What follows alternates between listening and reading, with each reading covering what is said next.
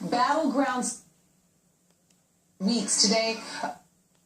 Not made an appearance alongside her running mate Tim Kaine, which, by the way, these two have not made an appearance together in some 6 weeks. Today, a critical day for her. Right now, we are awaiting Donald Trump's remarks at a rally in Cleveland with his running mate, Mike Pence, and that'll make it his third battleground state of the day, along with Virginia and Pennsylvania. This morning, he was in historic Gettysburg, where he unveiled his 100-day plan for a Trump White House. And should he be sworn in as president come January, here are his plans. First, a constitutional amendment to impose term limits on all members of Congress. Second, a hiring freeze on all federal employees to reduce federal workforce through attrition, exempting military, public safety, and public health. A requirement that for every new federal regulation, 2 existing regulations must be eliminated. A 5-year ban on White House and congressional officials becoming lobbyists after they leave government service. Cancel every unconstitutional executive action, memorandum, and order issued by President Obama. Begin the process of selecting a replacement for Justice Scalia. We're going to end Common Core and bring education supervision to local communities. End Illegal Immigration Act. Fully funds the construction of a wall on our southern border. Don't worry about it. Remember, I said Mexico's paying for the wall. With the full understanding that the country of Mexico will be reimbursing the United States for the full cost of such a wall, okay? Senior national correspondent John Roberts is live with the Trump campaign in Cleveland tonight. And boy, what a crowd you got behind you. They've got a big crowd. The campaign is estimating at 10,000. I talked to a local police lieutenant here who said it's more around 5. There'll be arguments back and forth as to how many people there are here, but suffice it to say, Julie, there are a lot of people who are in attendance here in Cleveland tonight to see Donald Trump. You know, Rudy Giuliani on the stage right now warming up the crowd. What you heard at Gettysburg were policy proposals that Donald Trump has laid out in either big formal policy speeches or in more informal rallies over the last few months, all wrapped together into a single, what he called, contract for the American voter that he hopes over the next 16 days will erase his deficit in the polls and propel him to victory on November the 8th. But in laying out his vision for where he wants to take America, he did something that I've never seen any other presidential candidate do, and that was to threaten legal action against both the opposing party and these 11 women who have come forward in recent weeks to accuse him of inappropriate sexual behavior. Here's why Trump said he was going to do that. Listen.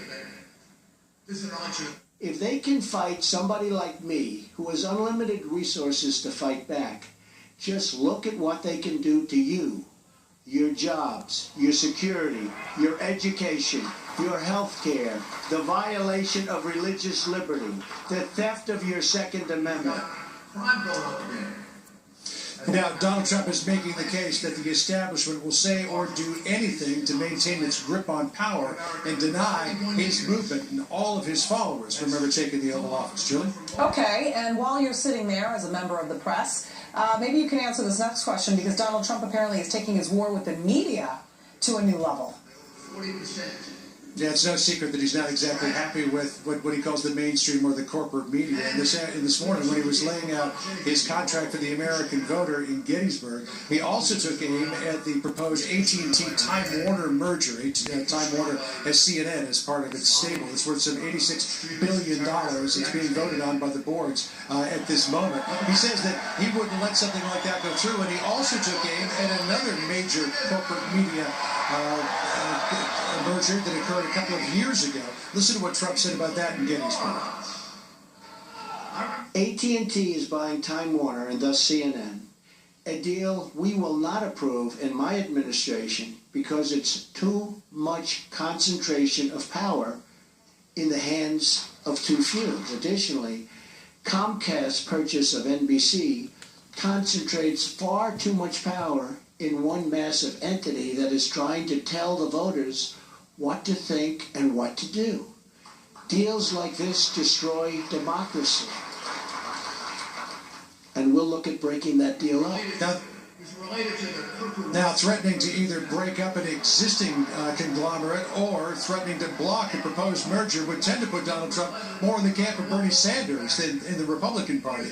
But his crowd is firmly on his side when it comes to taking on the media, Julie. So anything he says that's against corporate mainstream media, his followers are just going to eat up. Back to you. And we are not part of that group, the mainstream media. I just want to throw that out there. All right, John Roberts, thank you very much. Before Donald Trump's VP pick joined him in Cleveland, Mike Pence made a trip to small-town Ohio to campaign while checking out some prize-winning pumpkins. That is right. It is October, after all. Check out this great video. We're told Pence actually climbed into a flatbed trailer to check out this 1,500-pound pumpkins, a bunch of pumpkins in that trailer, and a VP nominee. No word whether the folks got the carve the pumpkins, but nonetheless a good photo op.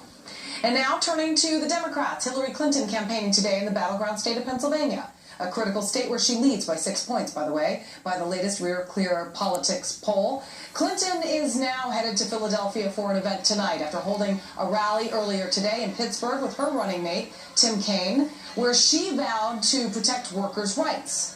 She threw her support behind the Democrat running for Senate,